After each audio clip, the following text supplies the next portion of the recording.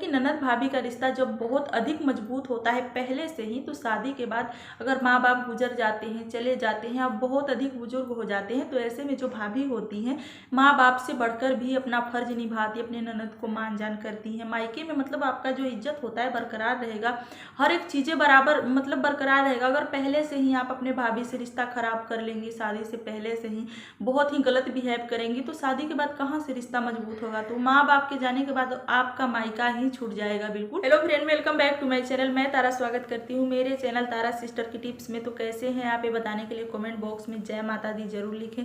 तो चलिए फ्रेंड, आज के इस वीडियो में हम शेयर करने वाले हैं ननद भाभी का रिश्ता। ननद भाभी का रिश्ता कैसा होना चाहिए, कैसे मजबूत बनाए। ये बहुत ही मतलब हल्का सवाल नहीं है, हर घर में ननद भाभी होती हैं और ये रिश्ता कैसा होता है, कैसा होना चाहिए या कैसे मजबूत बनाए, इस वीडियो में हम यही जानेंगे फ्रेंड। अगर वीडियो आपको थोड़ी सी भी पसंद आती है तो वीडियो को एक लाइक और चैनल को सब्सक्राइब जरूर कर लीजिएगा। वीडियो को फुल वॉच करिएगा, आपको फुल वॉच करेंगे तभी आपको समझ में आएगा। और बेल आइकन को भी दबा दीजिएगा जिससे कि मेरे नए नेक्स्ट वीडियो का नोटिफिकेशन आपके पास तुरंत पहुंच सके। तो चलिए फ्रेंड, वीडियो को शुरू करते हैं। देखिए फ्रेंड, ननद भाभी का रिश्ता बहुत ही अच्छा और गहरा रिश्ता माना जाता है। एक तरफ तो आपके पति की बहन होती है ननद, एक तरफ आपके भाई की पत्नी होती है भाभी।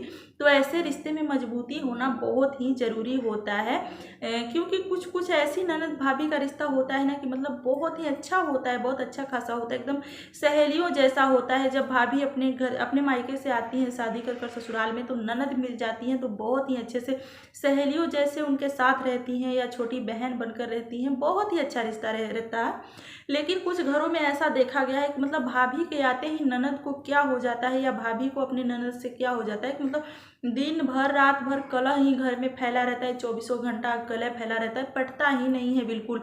बहन अपने भाई को भड़काने लगेंगी भाभी के खिलाफ, तो कहीं भाभी अपने पति को भड़काने लगेंगे अपनी ननद के खिलाफ, मतलब ऐसा देखने को मिलता है। तो ऐसा करने से क्या होता है कि रिश्ते में एकदम बिल्कुल दरार पड़ जाता है।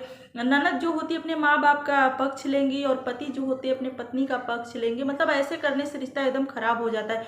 अगर भाभी थोड़ा सा भी गलती करती है, कुछ बोल भी देती हैं, तो ननद अपने भैया को भड़काने लगेंगी कि नहीं भाभी तो ऐसी है वैसी है, या माँ भी भड़काने लगेंगी तुम्हारी बीवी तो ऐसी है वैसी है, बहू बहुत खराब है, या तो फिर पत्नी भड़काने लगेंगी कि आपकी बहन ऐसी है वैसी है। मतलब एक दूसरे को बढ़ा चढ़ाकर बहुत ही गलत साबित करने में लग जाते हैं। तो ऐसा बिल्कुल भी नहीं करना चाहिए, मिल बांट कर रहना चाहिए।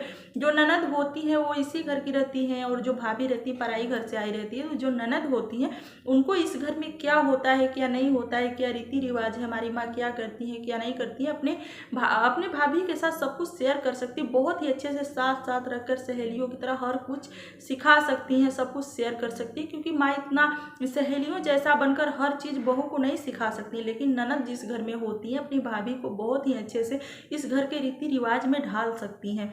तो जो ननद होती है अपनी भाभी को बिल्कुल सहेली मानना चाहिए और भाभी को भी अपने ननद को सहेली मानना चाहिए, छोटी बहन मानना चाहिए, अपना दुश्मन बिल्कुल भी नहीं मानना चाहिए। कुछ लोग होते हैं कि अपनी भाभी को या अपनी ननद को इतना बड़ा दुश्मन मान लेते हैं कि मतलब रिश्ता ही तोड़ देते हैं। या तो फिर शादी हो गई है ननद की, वहां से ननद आती है तो अपने जो पक्ष होता है अपने माँ बाप के पक्ष लेंगी या किसी और का पक्ष लेंगी, लेकिन अपने भाभी से रिश्ता ही तोड़ लेती हैं, कुछ भी शेयर नहीं करती, कुछ भी कहने को तैयार नहीं रहती, बोलती भी नहीं है। तो मतलब ऐसा बिल्कुल भी नहीं होना चाहिए। ननद भाभी का रिश्ता बहुत ही खास होता है और बहुत ही मिलजुल कर रहना चाहिए। जिस घर में छोटी ननद होती है उनको तो बहुत ही अधिक खुश होना चाहिए कि हमारी भाभी आ गई है तो हम हर बातें शेयर कर सकते हैं, सहेली की तरह मिलजुल कर रह सकते हैं, हर एक काम मिलजुल कर कर सकते हैं। ये नहीं कि भाभी आई तो एकदम बिल्कुल से सारा काम ही छोड़ दिए, कुछ भी नहीं करने लगे, एकदम महारानी की तरह ननद बैठ जाती हैं, सासू माँ बैठ जाती हैं और भाभी को एकदम बिल्कुल नौकरानी जैसा हर एक काम सौंप दें। तो ऐसा करने से मतलब ननद भाभी का रिश्ता खराब होता है, सास बहू का रिश्ता खराब होता है और भाई जो होते हैं वो थोड़ा सा दूर होने लगते हैं कि नहीं सच में हमारी पत्नी आने के बाद बहन कुछ भी नहीं करती। मतलब इंसान को दिखाई देता है ना, अगर आप कुछ भी नहीं करेंगी,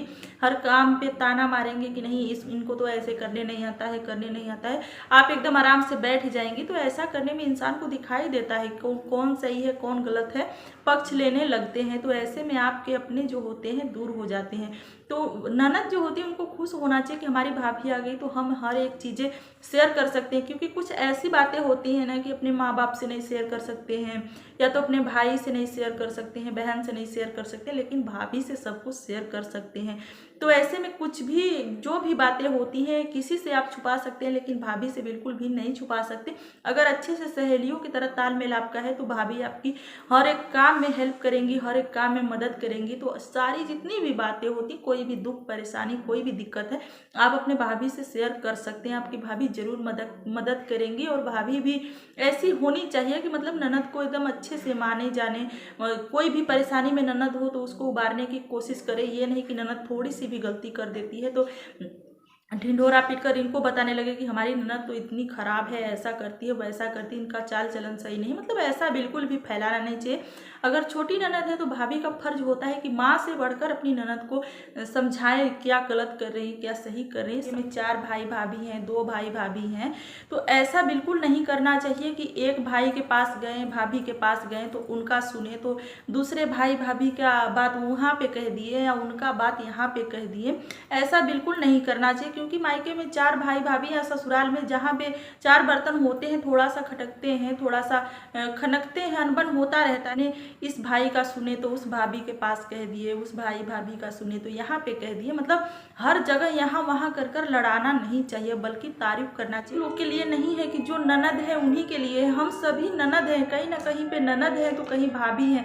मतलब औरत एक ही होती है, रिश्ते का नाम अनेक हो जाता है। कहीं भाभी बन जाती है, कहीं ननद बन जाती है, कहीं चाची बन जाती है, बुआ बन जाती है। मतलब एक ही औरत एक ही होती है, रिश्ते का नाम बदल जाता है। तो हम लोग कहीं पे ननद कहलाते हैं तो कहीं पे भाभी कहलाते हैं। तो सभी के लिए ये बात है, अगर सभी समझ जाए तो फ्रेंड हमारे कहने का ये मतलब है कि ननद भाभी का रिश्ता जब बहुत अधिक मजबूत होता है पहले से ही, तो शादी के बाद अगर माँ बाप गुजर जाते हैं, चले जाते हैं, अब बहुत अधिक बुजुर्ग हो जाते हैं, तो ऐसे में जो भाभी होती हैं माँ बाप से बढ़कर भी अपना फर्ज निभाती है, अपने ननद को मान जान करती हैं। मायके में मतलब आपका जो इज्जत होता है बरकरार रहेगा, हर एक चीज़ें बराबर मतलब बरकरार रहेगा। अगर पहले से ही आप अपने भाभी से रिश्ता खराब कर लेंगी, शादी से पहले से ही बहुत ही गलत बिहेव करेंगी, तो शादी के बाद कहाँ से रिश्ता मजबूत होगा। तो माँ बाप के जाने के बाद आपका मायका ही छूट जाएगा बिल्कुल।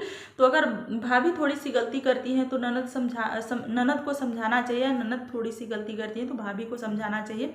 बहुत अधिक मतलब इतना भी टेंशन लेकर अपना रिश्ता नहीं खराब कर लेना चाहिए कि ननद थोड़ी सी गलती करती है तो भाभी एकदम ढिंढोरा पीट पीट कर सभी को बताने लगी। आपकी छोटी बहन होती है या बेटी होती बहुत अधिक छोटी है तो बेटी मानकर सब कुछ जो भी होता है समझाना चाहिए। ये नहीं कि रिश्ते में एकदम कड़वाहट फैलाना चाहिए।